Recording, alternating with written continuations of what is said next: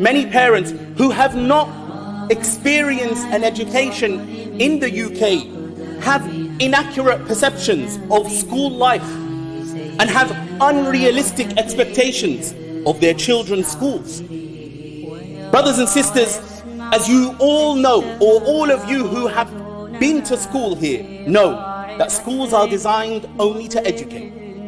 They are judged on exam results. Hence their focus is exclusively on academics.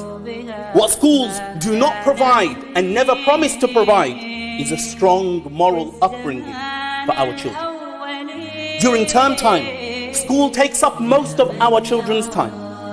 And if one or both parents work, they may return home at 5 or 6 or even later, leaving very little time to spend with their children.